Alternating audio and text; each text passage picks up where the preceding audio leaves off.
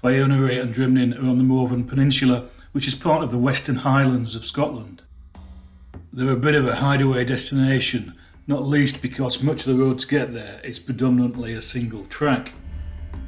After crossing Loch Linney on the Corran ferry, it's down the A861 through Glen Tarbert and a left turn onto the A884 along the southern shore of Loch Sunnet. Once you get to Achleek, it's then a north to south drive over the mountain across the peninsula down to Loch Line on the Sound of Mull. Then you take the first right after the Loch Line sign and follow the B849 coast road to Fiurnary. Stayed at the fabulous Fiurnary campsite. 2021 is the last year it'll be open, and I only saw a couple of valid wild camping spots on this road, so now's the time to book a pitch, I reckon. However, a word of warning to the wise, don't forget to take your smidge or an equivalent midgie repellent. On the first day I decided to walk up in the forest, or what was left of it, behind the campsite. Heading west and not far from the entrance was the only parking area on the road. There was information on the wishing stone, and apparently if you walk through it without touching the sides, you can make a wish. It was a stopping point for funerals, and the cairns around it were left by mourners. A bit further on and it was time to climb the Forestry Commission track up the hill. As I got higher, the views across to Mull were stunning. This is the remains of the Celican Homestead, which overlooks the site of the old fort down by the campsite.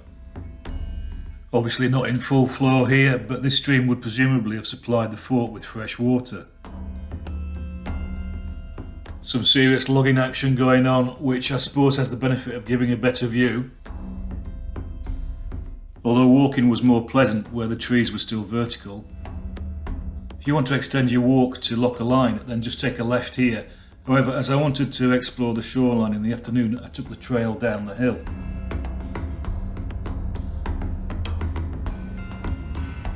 The track rejoins the B849 and then it was just a pleasant walk back to the campsite.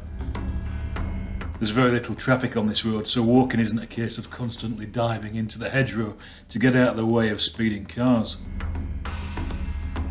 The walk was around 11 kilometres and it took me less than 3 hours, even with all the staring at the views. Day 2 was a straightforward walk, heading west along the road, all the way to Drimnin and then back, making it about 22 kilometres all told. Just as an aside, if you've ever had any doubts about eating farmed salmon, just go and take a look at one of these fish factories. How anybody who lives near one deals with the noise, I really don't know. Obviously the people at Castle Nancon had moved out, but probably not because of the salmon farm. Try as I might, I couldn't see a track to get to take a closer look, and it was all fenced off along the road. However, there was a gate to the track leading to the remains of the chapel. And a very dark track it became after the rhododendrons. Although any chapel remains were well hidden and there was only a family graveyard. But an impressive location with the grassland all the way down to the sea. Back up to the road and then some pleasant walking through the woodland.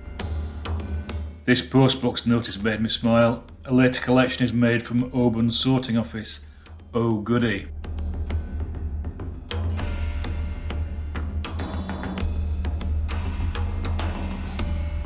I eventually arrived at Drimnin and with usual serendipity one of the first buildings was the post office.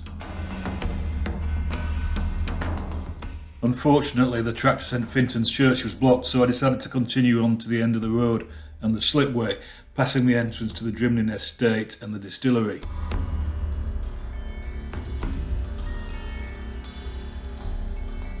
By this time the day had turned a bit gloomy, but I did get to see the ferry terminal from Mull.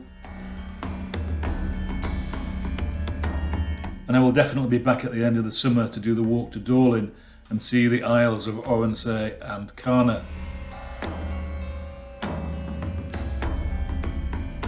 Then it was back the way I came to the campsite, and the following day I drove home in the cleansing Highland rain. An excellent couple of days.